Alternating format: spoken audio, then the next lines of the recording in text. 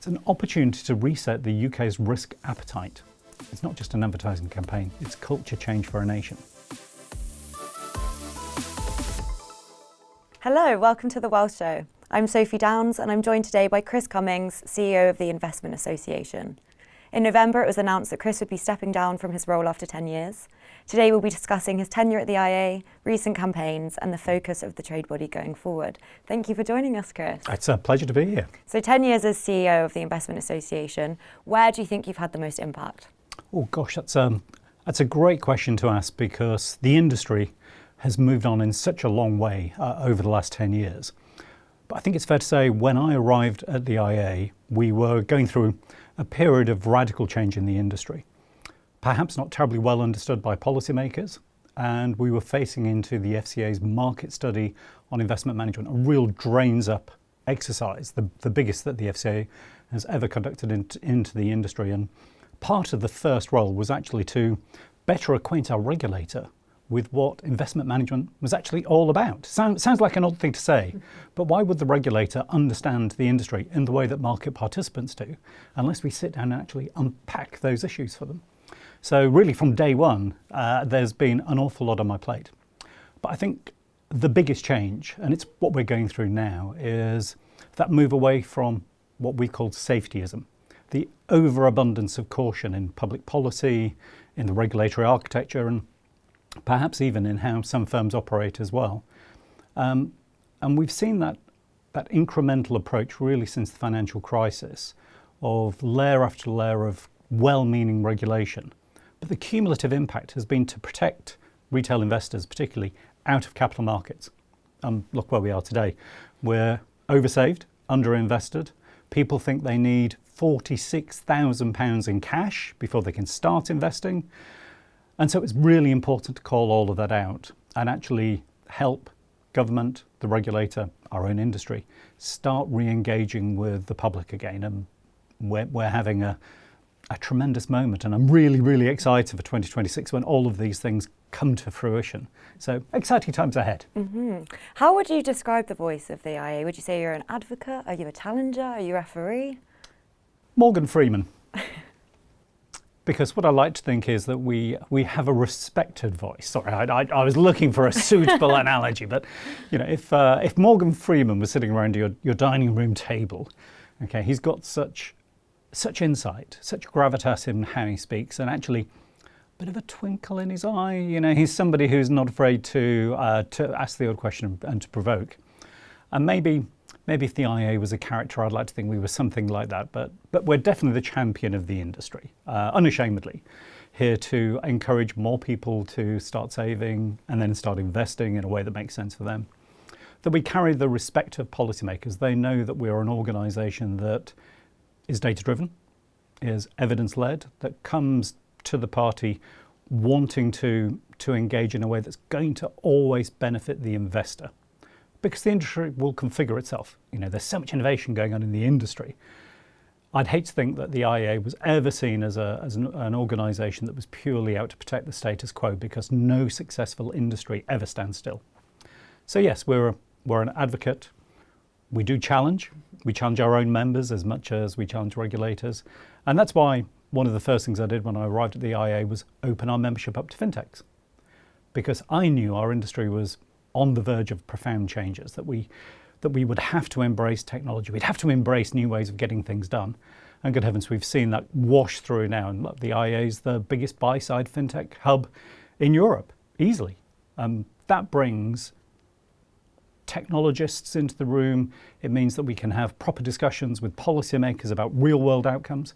And we get to learn lessons from around the world about innovation. And that's the secret of our continued success. How do you balance those two prongs, I guess, of your role, being an industry advocate, but also being a credible voice to policymakers?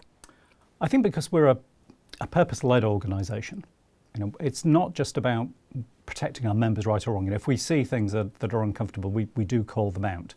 And I think policymakers respect that. And they get the sense that the industry isn't just here for itself. The fiduciary duty runs through our industry like the proverbial stick of Blackpool rock, which I do know I have to explain to a lot of people these days because there's just not as much of it around as there used to be. But that separates us out from many other industries, many other parts of financial services. The fact that we know it's not our money. We're being trusted with retail investors, little all, to do well by them, as much as through wholesale and institutional investors who can bring profound changes through major investments into high growth companies, long established ones, financing infrastructure. And so we're recognised as being a credible voice around the table because we speak for one of the UK's few truly successful global industries. But it's an industry that's always prioritising doing the right thing by its client. Mm-hmm. Were there any initiatives you'd wish you'd had more time to tackle? Oh, good heavens. So one of my passions is financial literacy. I happen to chair a financial literacy charity as well because doing more on financial literacy was always number 11 in my top 10 things to do today. And as a nation, we're really odd when it comes to talking about money. The FCA does research. People would apparently rather talk about their sex lives with their former partner than talk about money. So it's culturally not something that we're comfortable doing, that we do, and yet that means that investing is a social activity. People talk to their parents or their friends, or they go online, and yet we don't really have the conversations that I see our colleagues in North America do, whether that's the US or Canada or indeed other parts of the world. There's not that learned experience through people growing up of money management and sensible decision making. And so I've always thought that actually we should be doing more on financial literacy. Probably reflecting on my own childhood, growing up where certainly money was never talked about in a positive way. And so recognising that actually if people are equipped with the tools to ask sensible decisions, to ask sensible questions and then make the right decision, it will have a profound impact on their life. They'll live happier, more resilient, financially fulfilled lives and a better retirement because of it. So yeah, financial literacy is, as you can tell, it's one of the passions that I have, and it's an area where I think we can always strive to do more. Mm-hmm. And I want to come back to the retail campaign. We've got a lot to talk about in that, but would you say that this education piece and this financial literacy, is that the biggest challenge the industry is up against currently, would you say? It's definitely in my top one, but I've got a couple of others as well. So look, the UK benefits massively from having the investment management industry writ large here, because that means that we've not only got brilliant people in amazing jobs paying quite a bit of tax, which government always likes, but look, the UK is recognised as being the most international of investment management centres. The US is bigger because of the scale of the domestic market, but when it comes to Europe, we're bigger than our next three competitors, and our members think, act and invest internationally. And that's a real gift to UK PLC, but it means we've got to stay internationally competitive.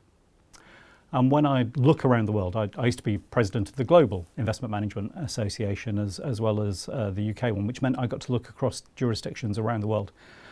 And some are just running harder than the UK is at the moment.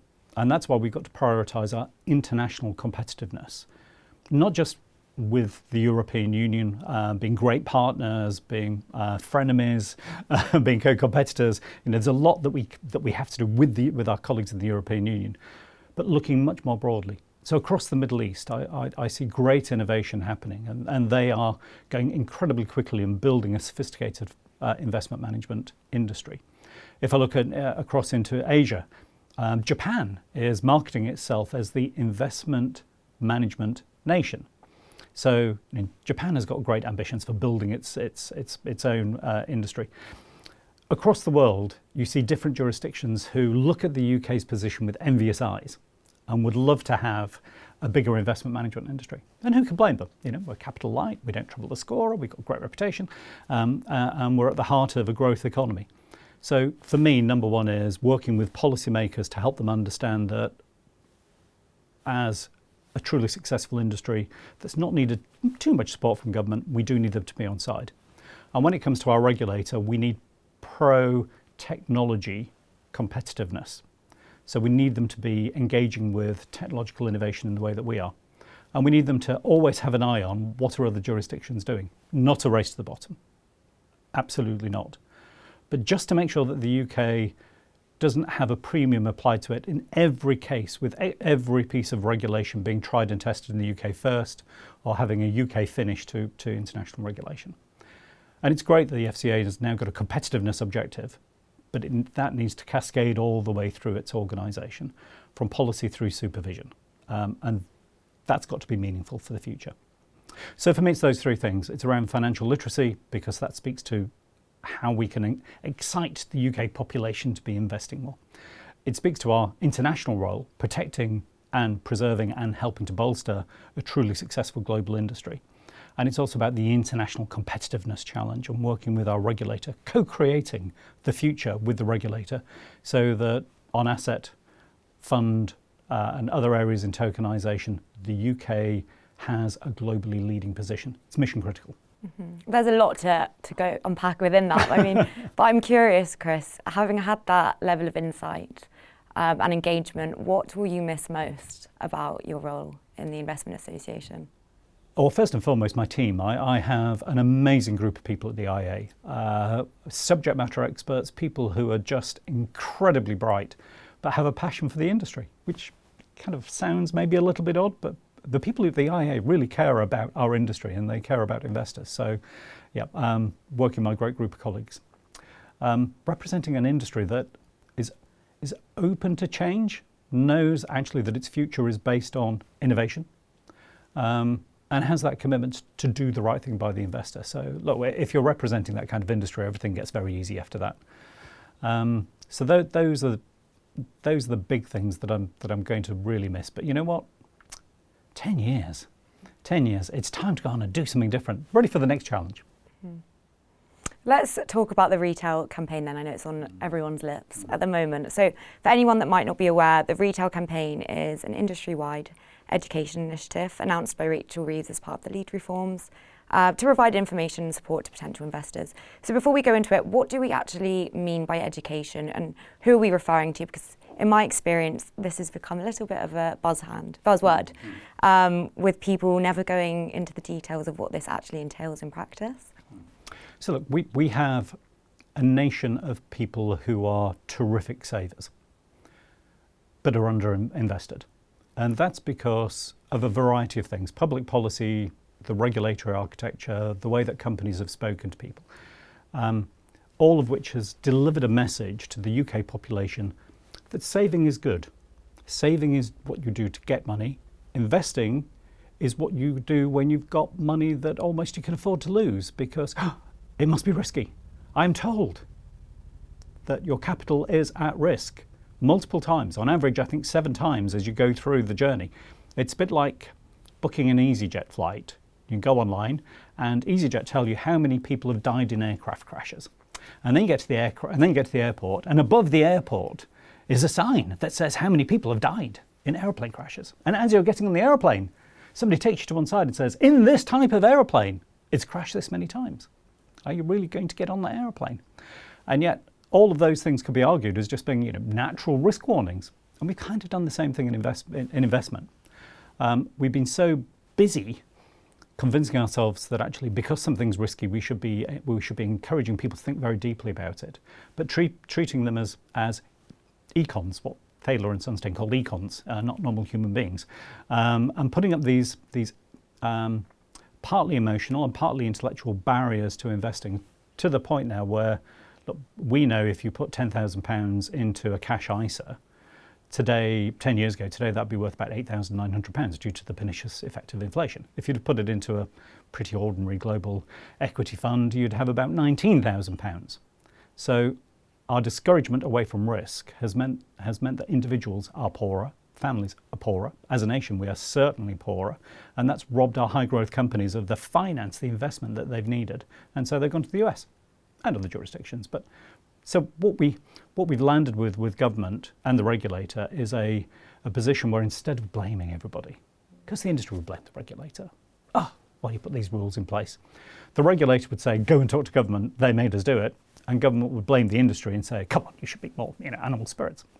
We got to a point where we said, it really doesn't matter who's to blame, we're just not in a great place, can we work together to fix this? And so the education part is, let's actually now have a grown-up conversation with people to say, Of course, saving is good, but investing is better. And there are different risk categories, and you're not going to lose every penny. There are just different approaches to investing that mean you can put these things in. So we're trying to unpack that conversation. So the retail investment campaign, fully funded by the industry, 19 companies involved, is about talking to people who have got more than £10,000 sitting in cash. We've got 2 million people in our country who've got more than £100,000 in cash. And so what we're trying to do is speak to them in a way that comes at them from the side and talk to them about why investing might be right for them. Think about it, take the next step, think about investing. Which should also, by the way, be reassuring for those people who already are investing, because there's nothing like being told that you're a smart cookie and you've done the right thing to reassure you and probably get you to do some more investing. And hand in hand with that, the Chancellor also asked if we would lead a review of risk warnings, so we can move away from that really arid, your capital is at risk, that's now become wallpaper, that actually discourages investment. And so we're moving now to a position of risk and reward statements, pointing out that investment carries risk, but so does saving. But actually it carries return and reward. And to have a longer, better, healthier retirement, more financially resilient retirement, investing is right for you. So it's an opportunity to reset the UK's risk appetite. It's not just an advertising campaign, it's culture change for a nation. Mm-hmm. And presumably this is a multi-year. It's a multi-year, multi-million pound campaign. Mm-hmm. There's not a TV advert in the world that could run for 6 weeks to convince an entire nation to improve its risk appetite. But other jurisdictions have done it. The US did it during the 1950s with their Buy a Share of America campaign. They're running something quite similar in India at the moment. I know other jurisdictions have also sought to address this underinvestment culture that they've had. And for me, this is really exciting because coming back to the financial literacy point, we did auto-enrolment in the UK. Now, auto-enrolment it's a wonderful policy success. 11 million people have now got a pension scheme that they wouldn't have had in the past. Sadly, we didn't do auto-escalation, so they're not investing enough into their pension scheme. And we can come back and talk about that because we're absolutely convinced the Pensions Commission should be looking at issues of how much people will get in retirement rather than just contribution rates. Anyway, but what we didn't do with auto-enrolment, and we really should have done, is recognise that was a wonderful moment to start financial literacy. Because as people started to put money into their pension, a kind of buy and forget activity, what we could have done is said, oh, do you know you've got 3 months' salary in there? Wow, that's suddenly a lot of money. Actually, you've got enough money to buy a car. Wow, that is a lot of money. You've got enough money for a deposit for a flat. In London, I hear you say, good heavens. So there were lots of life event moments where actually that auto-enrolment process could have been turned into a golden gift of financial literacy. Certainly as Ireland is now introducing a version of auto-enrolment, we've been talking to the Irish government about the opportunity to use it as a financial literacy campaign, as well as taking care of a profound social issue that's emerging in Ireland. So look, the UK is great at doing innovative things. We're better at learning from them and then sharing that with the rest of the world about here are the mistakes we made as well. Always a weird thing. People in other countries don't do that. They don't talk themselves up. We talk about the things we got wrong. But that does mean that when we think about the success of the retail campaign, look, the European Commission, very interested in it. Other parts of the world, other countries around the world want to know about the retail investment campaign because as it works in the UK, other jurisdictions will follow it. And that's a wonderful opportunity, yes, for investment management, but more importantly for the clients we want to serve in other parts of the world. Mm-hmm. And the campaign's set to launch in April 2026. What's going on behind the scenes currently? Everything. We have we've got a fantastic group of CEOs who sit around the table from the 19 member firms who are funding it. We've got a brilliant team of marketing, PR, social media experts who are leaning in, kind of providing the technical insights to generate the campaign. We're working with M&C Saatchi, who are just amazing, so creative. So Swan-like. We are proceeding. The things that are really exciting, though, are the way that Treasury is participating. We have Treasury officials meetings. We've obviously got the support of the Chancellor, the City Minister, but we've also got the clear engagement of the FCA and the Ombudsman and MAPS as well, particularly looking at the wider risk warnings review. So this is a collective effort. It's government, it's regulator, it's industry, all trying to solve for a noble purpose of getting more people investing in our country. And I don't need to tell you the importance of that and the impact it will have for them as individuals, but across the nation, and to finance our companies. This is a real multiple win opportunity. Mm-hmm. What will good look like ahead of launch? So good is going to be for us a wonderful campaign that breaks in April. That's going to be a year-long, multi-year campaign, and we have clear KPIs for measuring success, and for tracking where things go well and there are lessons to be learnt, and those are around the number of people, the percentage of people who say investing is for me, because well over a third of people in the UK today say that investing is simply not for them because of the fear that they've been told that they could lose every single penny if they start to invest, and they can't afford to do that. So we want to reach out to those people and bring them to the party. So there's a lot about sentiment tracking, more people thinking they could invest. There's a lot about actual activity. So how far through the investing process do people get? And it's not going to be one and done. I mean, I'd love to think people will see the campaign and that will move them straight from savers to investors. But you know what? There'll probably be 2 or 3 attempts before people get there.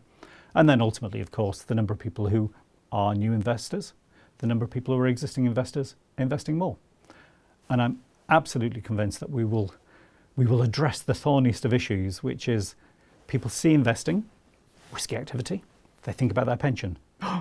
Cannot take risk with my pension. I'm not an investor when it comes to my pension. And yet we all know that people who have pensions are investors. And so it's how we cross that Rubicon of helping people recognise that as somebody who's investing into a pension, a long-term savings plan, an investment, that they are investors. And then thinking about what that means for them. Every day we take decisions about which brands that we support, which companies we choose to engage with, which shops we go into. Do you buy Yorkshire tea? I'm a Yorkshireman. I have to buy Yorkshire tea. Yorkshire Gold's the best. Or do you go and buy a different brand?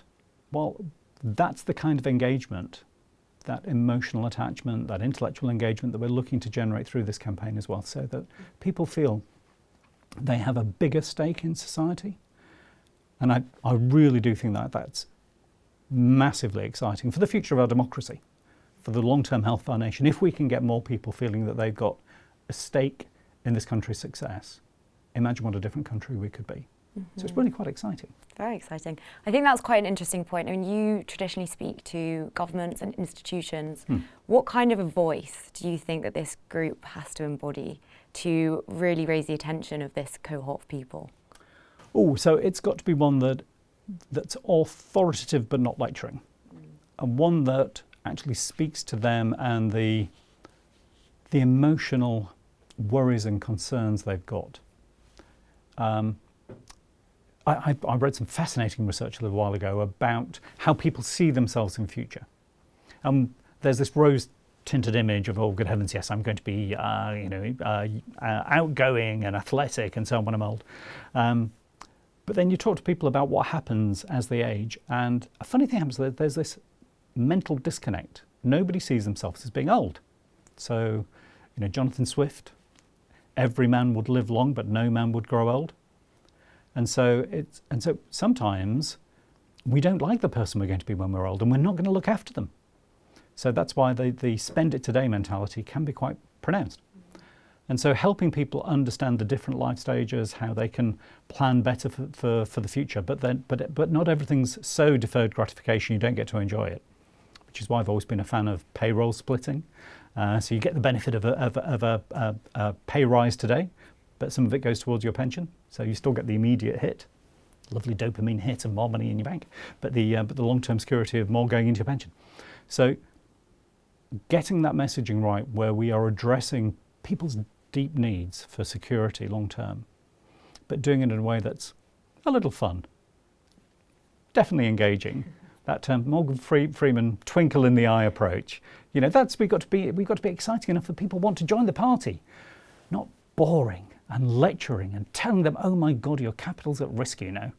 That's never going to work. Mm-hmm. I mean, as you said, the UK does have this culture of saving, and I suppose in an environment where we're seeing rising taxes, inflation, do you think the retail campaign will go far enough? So there's never a good moment to start a campaign. If we wanted to wait for the economy to turn and everyone to feel better off, we could be waiting a very long time. And there's a wonderful old expression which is, you know, when's the best time to plant a tree? 100 years ago, or today? Well, we didn't do it 100 years ago, so we better get on and get it done today. And for those of us in the industry, we know that we should be worried more about a generation of pensioner poverty that could be coming towards us.